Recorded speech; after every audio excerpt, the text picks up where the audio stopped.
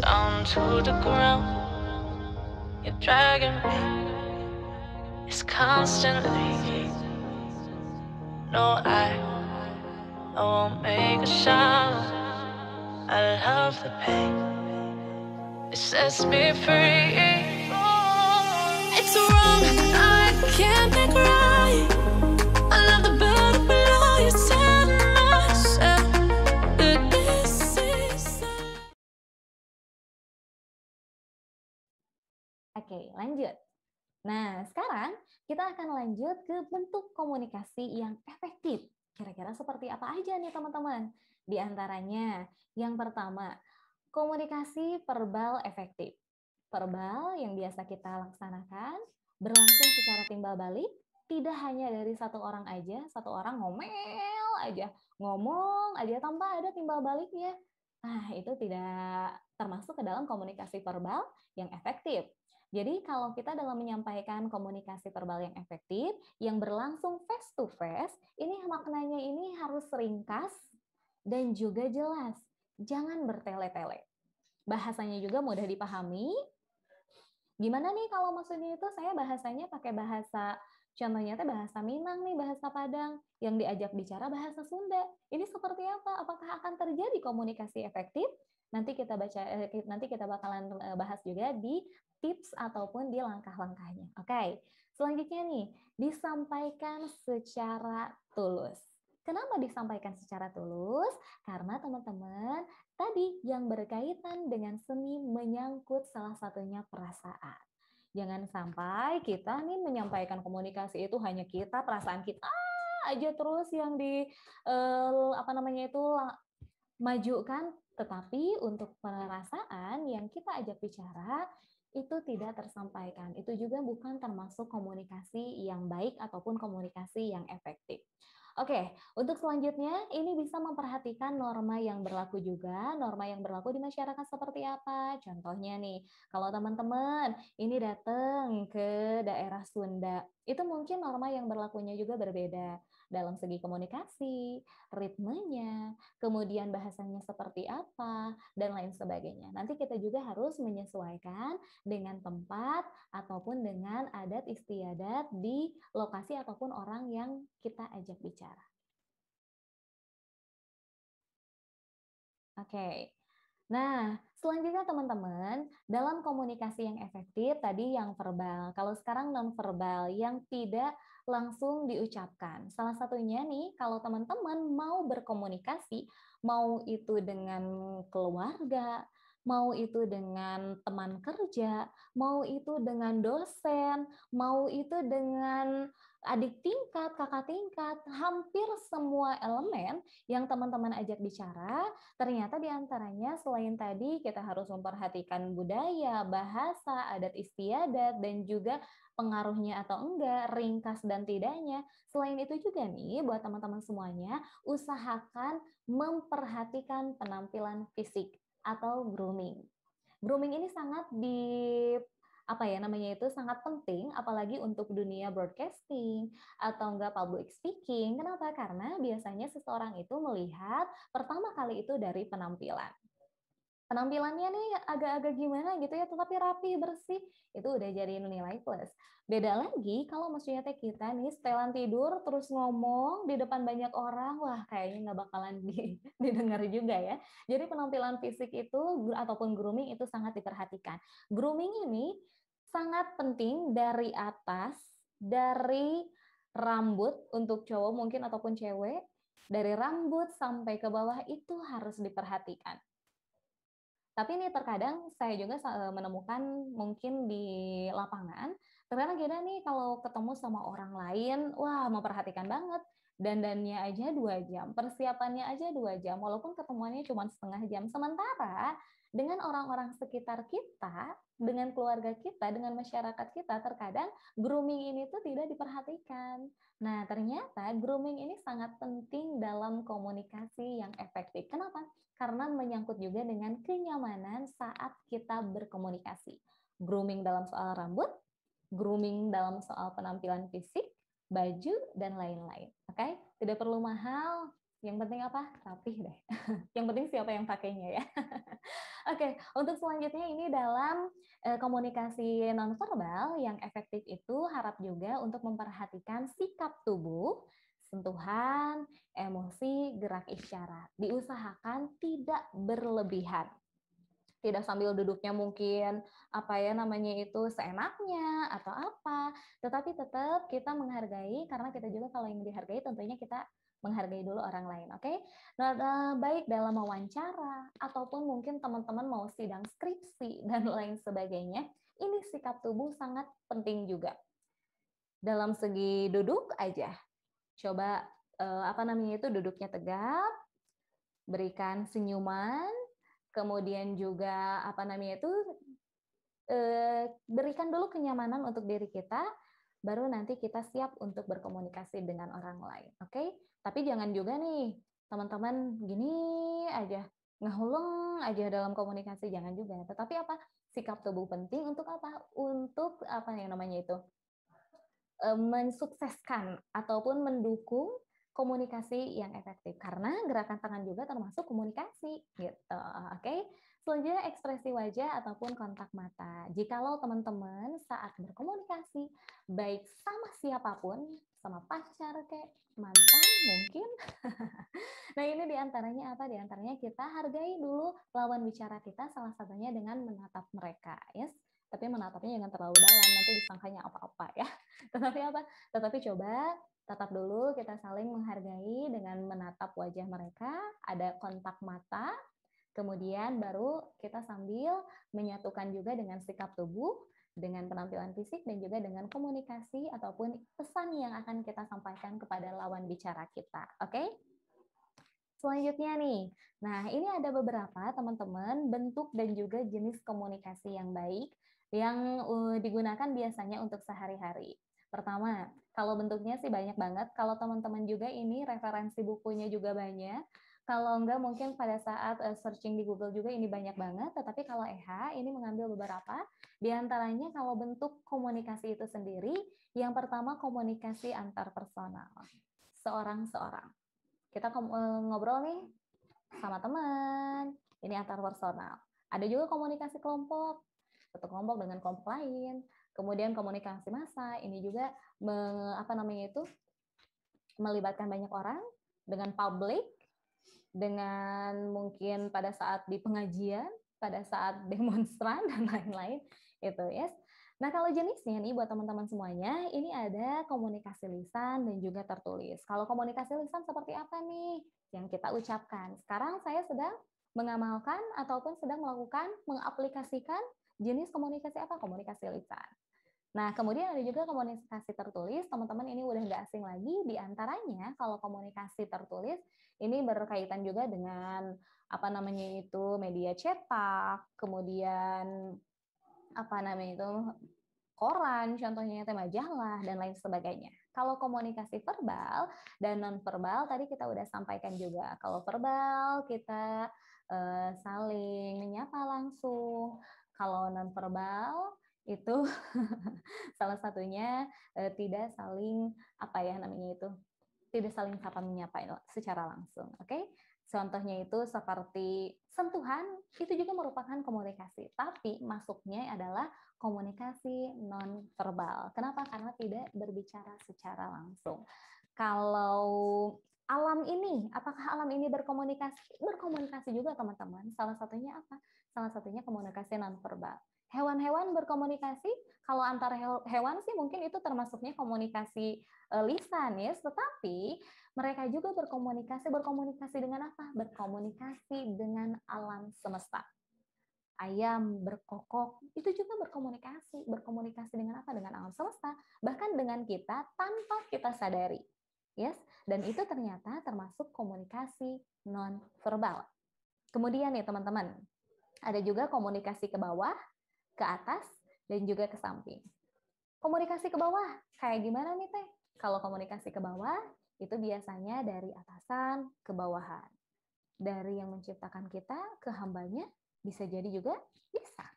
Kemudian komunikasi ke atas, dari kita ke Tuhan kita, dari kita mungkin dari bawahan ke bos, dan dari mahasiswa ke dosen dan lain-lain. Oke? Kemudian ada juga komunikasi ke samping. Kalau komunikasi ke samping, ini biasanya komunikasi ke antar manusia. Oke, selanjutnya nih teman-teman, ada komunikasi formal dan komunikasi non formal. Kalau komunikasi formal ini biasanya digunakan saat ada acara seminar, saat ada acara-acara formal. Terus kita juga ini sangat memperhatikan dengan lawan bicara kita. Salah satunya dengan dosen. Ya, mungkin ada sebagian dosen juga yang, "Hai bro," atau gimana gitu ya, tapi itu agak jarang juga. Biasanya formal yang digunakan sesuai ejaan yang disempurnakan, seperti itu. Tapi kalau komunikasi non formal, itu biasanya mengalir apa adanya, ya.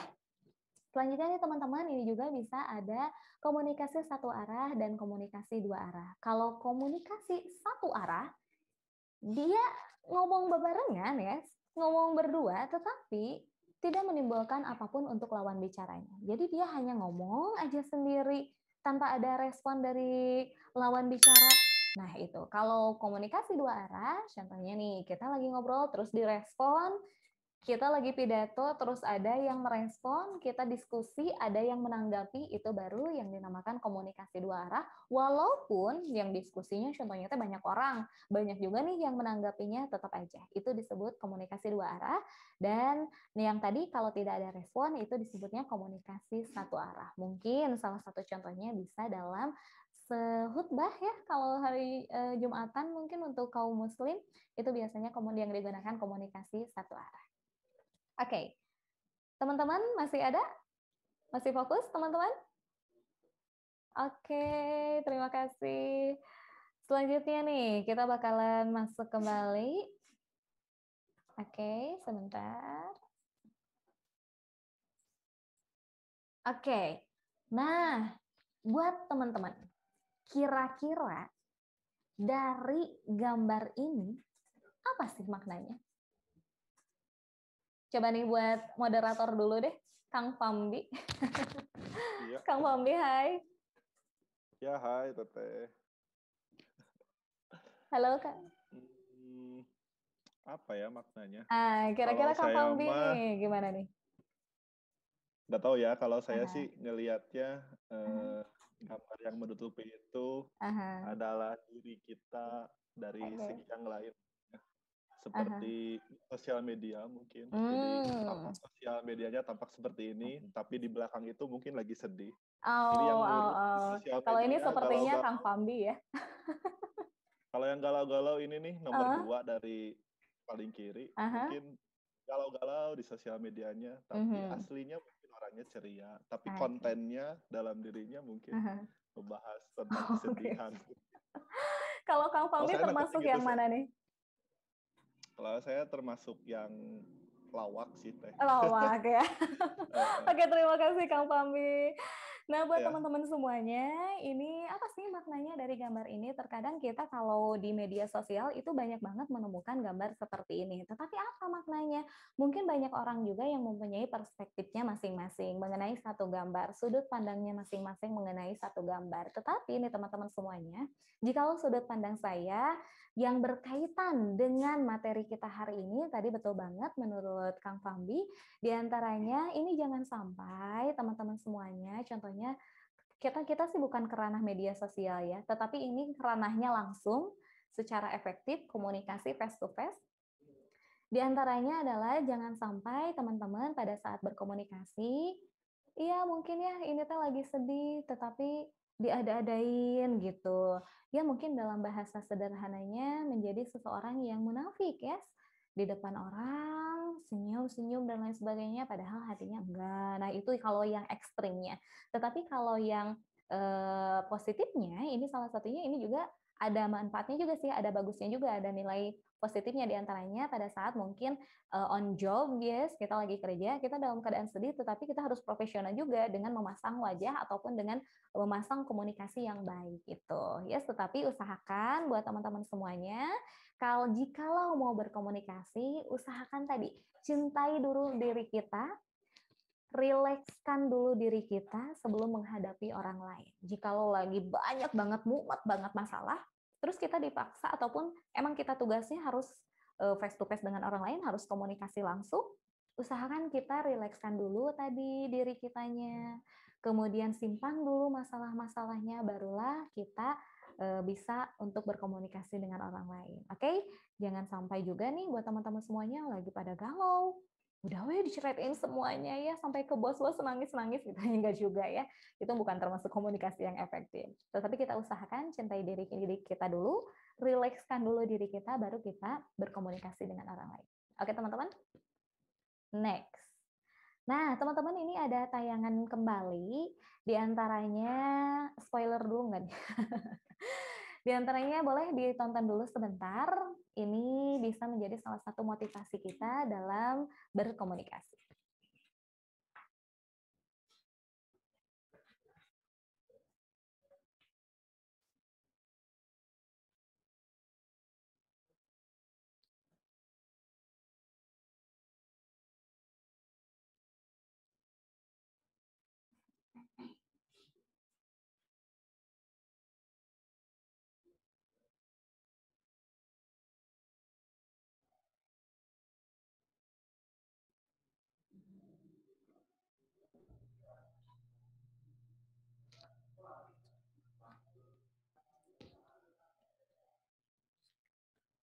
Oke, nah teman-teman semuanya, ini ternyata ini ya.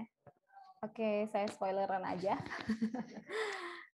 Oke, nah buat teman-teman semuanya, ini tuh merupakan video. Videonya itu isinya ada seorang dokter hewan yang memang dari komunikasi, dari kekuatan komunikasi, dia ternyata bisa mengerti ataupun paham mungkin apa yang disampaikan oleh hewan tersebut. Ini menunjukkan saking dahsyatnya dari sebuah komunikasi, walaupun tiap saat, tiap hari kita melaksanakannya.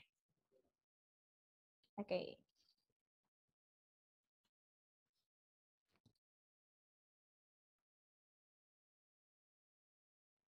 Nah, ini tuh hasilnya dari apa? Ini hasil dari mengolah komunikasi yang baik.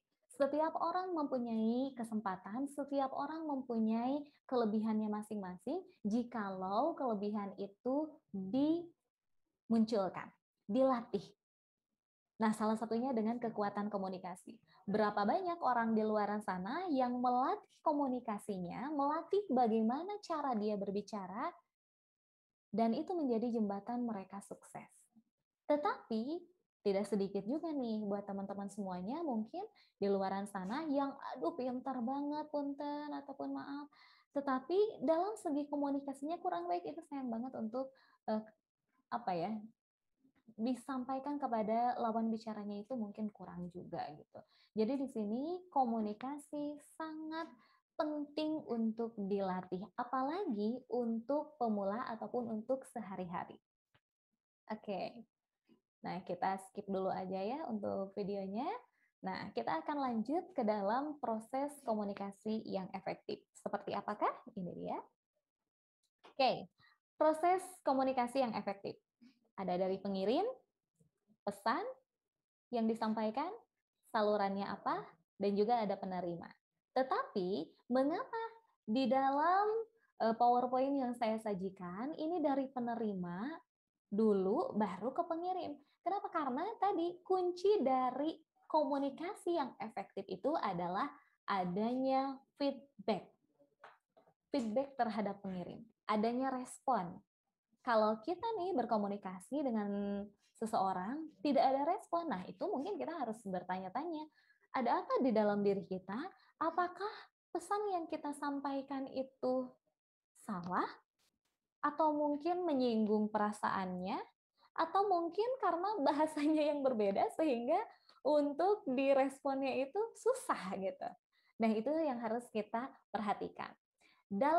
Terus bagaimana nih menjadi seorang penerima, pengirim, pesan, dan juga saluran, apalagi gangguan-gangguannya itu seperti apa? Nah, kita bahas juga satu-satu.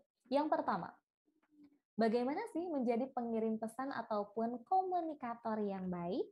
Kebetulan saya di sini menyajikan yang memang sering dialami ataupun yang menjadi salah satu masalah mungkin ya yang dihadapi teman-teman saat berkomunikasi dengan orang lain di dalam kehidupan sehari-hari. Menjadi pengirim pesan ataupun komunikator yang baik, yang pertama, bersiap diri, percaya diri, dan berpikir dengan jernih.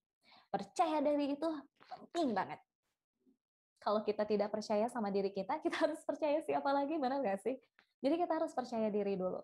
Tapi, kenapa seseorang menjadi tidak percaya diri? Itu biasanya kalau seseorang tidak percaya diri, yang pertama, dia tidak siap dengan apa yang mau dia obrolkan.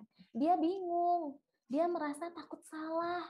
Nah, perasaan-perasaan itu kita bungkus dulu, kita simpan dulu, dan kita pikirkan dulu apa yang mau kita bicarakan.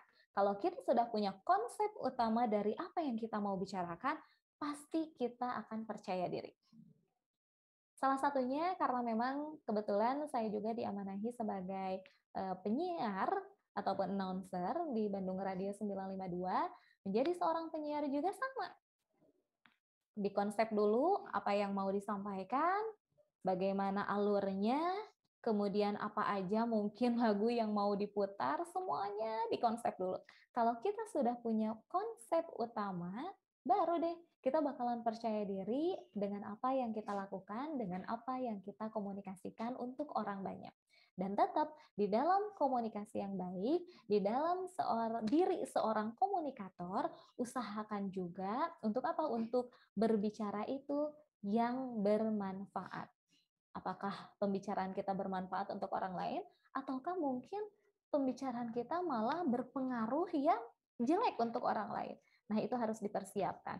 Karena nih teman-teman semuanya, banyak banget juga di luaran sana yang mungkin komunikasinya pengen baik nih, tetapi bingung juga cara menyampaikannya seperti apa. Di dalam pikiran kita itu, di dalam memori itu udah apa ya namanya, banyak banget yang mau disampaikan, tetapi jadinya tidak ada konsep dasar gitu, jadi ngaler ngidul. Nah, ini biasanya salah satu faktor juga yang membuat diri kita itu tidak percaya diri dalam berkomunikasi. Yang selanjutnya nih teman-teman, nah ini penting juga. Di antaranya, kenali lawan bicara kita. Kira-kira lawan bicara kita itu siapa? Apakah atasan kita? Ataukah mungkin ada di bawah kita? Atau mungkin ada di sejajar kita? Nah, ini usahakan juga buat teman-teman, kenali dulu lawan bicara kita. Setelah punya konsep nih ya, kita udah punya konsep, apa yang mau disampaikan. Kenali nih lawan bicara kita. Biasanya untuk culture di Indonesia kan berbeda ya, antara berbicara dengan orang di atas kita maupun berbicara dengan adik tingkat kita ataupun mungkin yang di bawah kita. Itu disesuaikan. Kenali dulu lawan bicaranya, kalau terus lihat dulu nih, lawan bicaranya kayaknya lagi galau ya, enggak ya? Atau enggak mungkin lagi, lagi marah enggak ya? Atau lagi santai nggak ya? Nah, kita juga usahakan membaca situasi nih, orang yang mau kita ajak bicara. Jadi kenali dulu, contoh nih, seorang anak mau bicara sama orang tuanya. Salah satunya contohnya minta uang untuk SPP nih. Nah, lihat dulu lawan bicara kita lagi santai atau enggak. Terus lawan bicara kita itu kalau disampaikan sekarang marah atau enggak ya? Siapa tahu kan orang tuanya emang lagi nggak punya uang, terus kita minta-minta lagi buat SPP, aduh katanya itu harus dan lain sebagainya, terus maksa lagi. Nah, ini kayaknya nggak bakalan menjadikan komunikasi yang efektif. Yang ada, kita yang bakalan dimarahi. Nah, seperti itu ya. Jadi selain kita nih, persiapkan dulu konsep utamanya apa dalam berbicara, kemudian kenali dulu lawan bicara kita. Biar apa? Biar satu arah. Oke, selanjutnya nih teman-teman. Dalam berbicara, usahakan juga kita berbicara dengan jelas dan tidak bertele-tele. Jelas di sini bisa dalam segi kata-katanya, bisa dalam segi komunikasinya, atau jelas di sini itu bisa dari apa yang kita sampaikan ataupun isi pesan yang kita sampaikan. Jelas atau tidak? Kalau contohnya itu ngagerenyem gitu ya, jadi semuanya gimana ya? Aduh, gimana ya? Nah, sebenarnya itu nggak tersampaikan, cuman mungkin yang mendengarkan apaan sih gitu. Jadi kita usahakan dulu untuk jelas, tidak bertele-tele. Kita mau ngomong A, jadi ke B dulu, ke C dulu, ke D dulu, bahkan sampai ke Z dulu ya. Keburu yang dengarnya itu resah gitu, ngapain sih? Kayak gitu. Jadi ini harus dipersiapkan juga, diantaranya berbicara dengan jelas dan tidak bertele-tele, langsung aja. Kayaknya nggak usah banyak gimmick ya. Oke, selanjutnya nih, buat teman-teman, hindari juga ejaan kata yang tidak penting ataupun mungkin bisa jadi pemborosan kata, diantaranya nah kayak gitu. Ini usahakan dalam kita berkomunikasi, apalagi di komunikasi publik ataupun mungkin di komunikasi massa yang didengarkan banyak orang, yang kita speech up di depannya, usahakan ejaan mungkin dikurangi. Kalau dihilangkan mungkin ada susah juga nih, soalnya teh ini mah udah jadi kebiasaan, kalau nggak ada kata teh kayak sayur tanpa dipasak mungkin ya. Kayak gitu. Ini harus disesuaikan juga. Salah satunya nih, biar kita contohnya itu emang sering banget mengeluarkan dalam tatkala berkata ataupun tatkala berkomunikasi. Ini salah satu latihannya adalah kita berkaca di cermin, latihan lagi dalam berbicara, dan juga nanti di akhir kita juga bakalan latihan berbicara seperti apa ya. Bukan berbicara kayak gini sih, tapi komunikasi efektifnya seperti apa. Oke, teman-teman. Selanjutnya menyesuaikan volume suara juga. Volume suara seperti apa nanti bisa disesuaikan. Jangan sampai nih kita ngomong berdua, tetapi nada suara kita itu ada di do ya. Jadi hai. Padahal itu 1 meter gitu di depan kita. Nah, itu juga disesuaikan.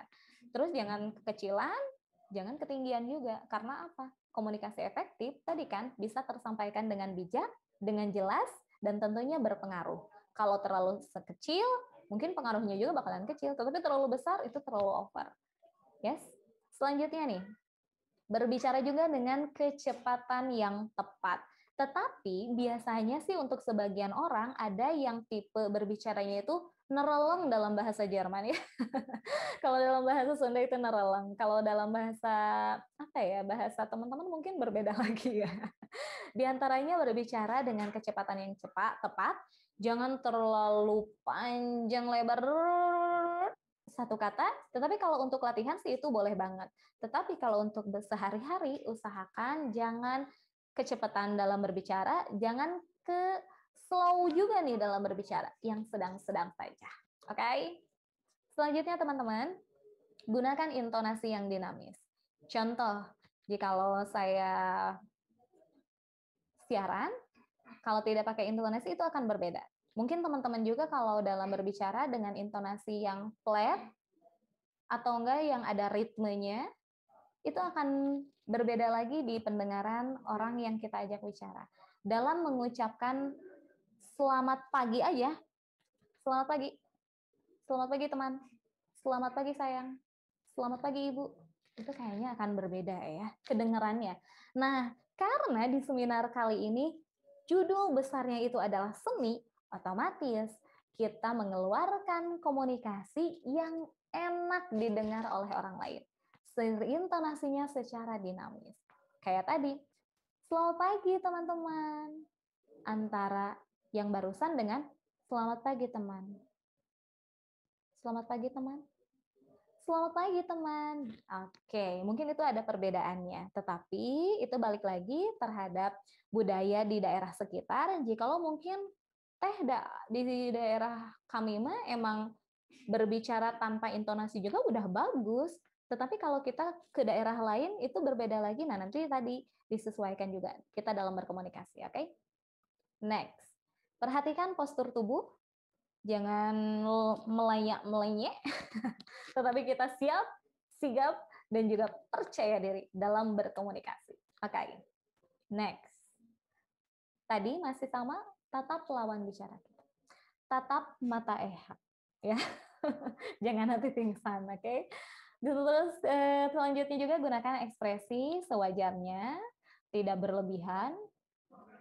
kan aku seorang pelawak, jadi nggak apa-apa dong. Itu sih pilihan hidup, yes. Jadi disesuaikan juga. Kemudian ini salah satu yang penting dan memang jarang ataupun mungkin sering lupa juga nih buat teman-teman semuanya. Gunakan hati saat berbicara. Kalau kita berbicaranya, contohnya TA, apakah orang yang kita ajak bicara juga akan mendapatkan A? Terus contoh nih, kalau orang lain berbicara yang punten, maaf nih, yang seenaknya kepada kita, apakah kita enak? Mungkin kurang enak. Nah, posisikan diri kita juga sebagai orang yang menerima informasi ataupun menerima komunikasi dari kita.